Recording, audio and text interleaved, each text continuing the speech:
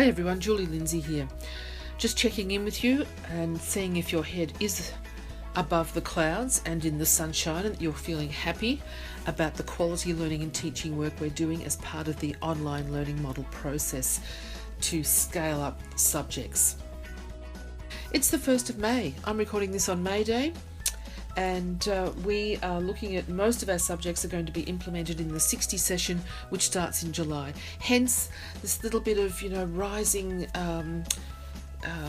energy in my voice, because I'm hoping through this video that I can help you be on the same page as us in terms of our timeline, in terms of the work that we're doing together, and to prod you and encourage you to keep moving forward.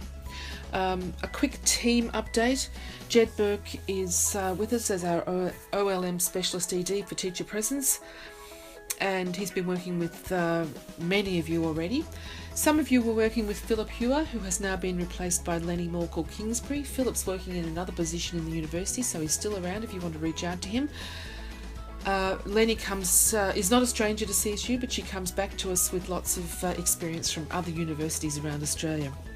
Shout out also to Leanne White, Ed Designer, and Stuart McKinney, who are working with us, amongst others, but I wanted to really feature them because they're working as part of our team this session.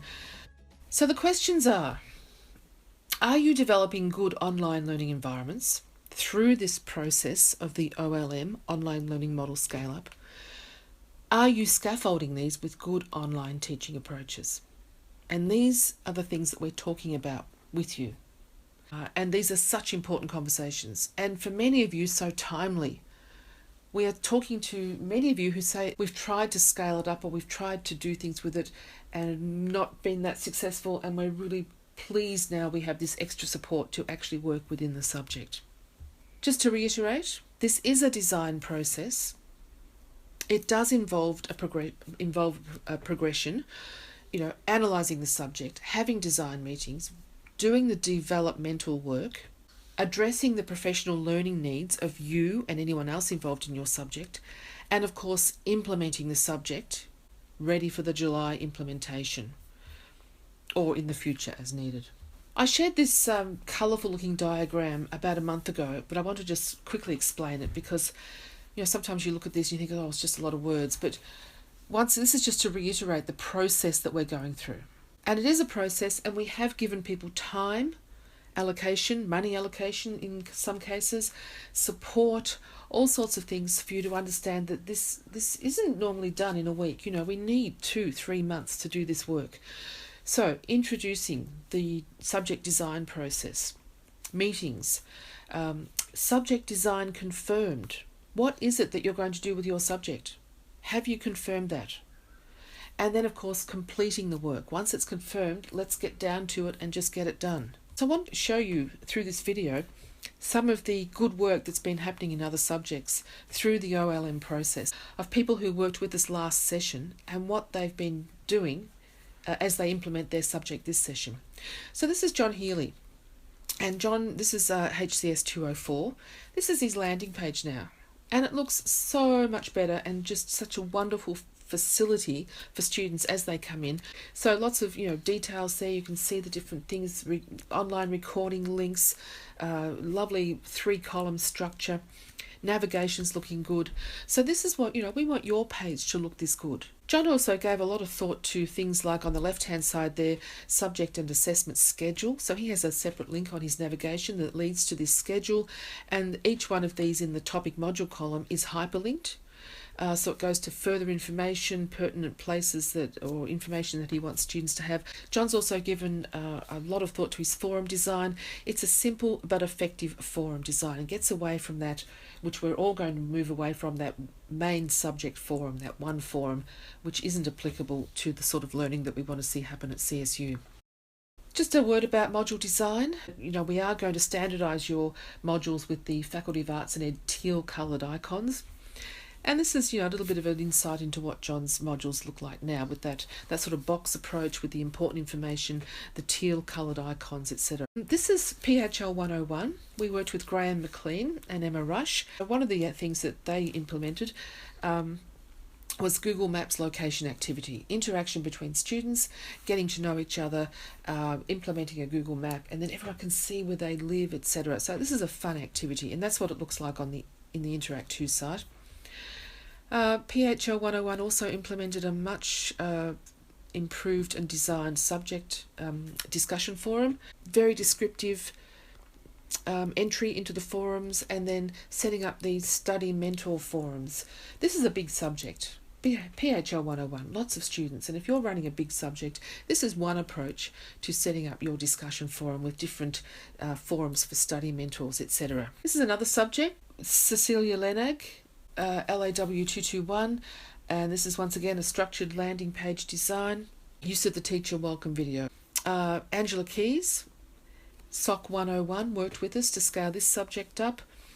Once again, a designed landing page, use of images. You're not getting the full image there, but it's a lovely image that gets students thinking about what SOC 101 is, introductory sociology, etc.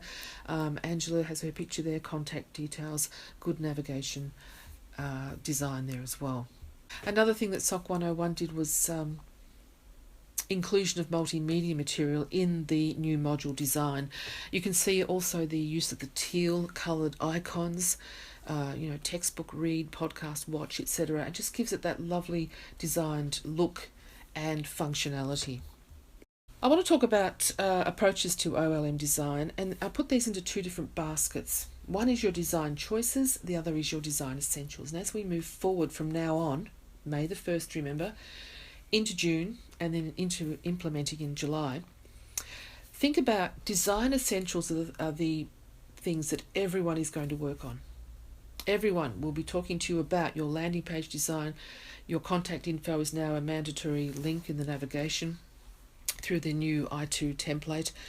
Navigation design, module design upgrade. I'm talking to a lot of people at the moment about their modules, how we can make them look better. Announcement protocols, how you facilitate, send announcements, what they're used for, what information you put in them, etc. That's another conversation we're going to have. Discussion forum design I've mentioned. Analytic readiness is something else we're going to talk about. So they're all the essentials. Now, the choices, and you can see, what would you choose? Which cake would you choose there? I might have the one with the strawberry at the back and the one with the chocolate in the front. Doesn't mean you have to choose one. It means you have to choose perhaps three related to the online learning model elements. Okay, so don't forget the elements are learning communities, interaction between students, teacher presence, interaction with the professions, flexible and adaptive learning, interactive resources, and e-assessment. We are putting up a whole lot of new strategies or reworked strategies up on the CSU Learning Exchange for you to dip into and explore, and we're going to be talking to you about these as well. And we already have great ideas. It's not about what's on the exchange, it's about what's applicable to you, your subject, your ideas, how we help you with those, etc. But, design choices. It may be hard to know what it is you want, and that's why those strategies are there, because people in those strategies across the university are sharing what has worked for them in the past. So you can dip into those. If you want to add a voice recording, if you want to divide a large cohort, what worked? What tools did they use? How did they facilitate that? So the question is, what's your choice? What are you really going to choose? And how are you going to prioritise your time, our time, and prioritise the needs of the subject within this vast array of choices?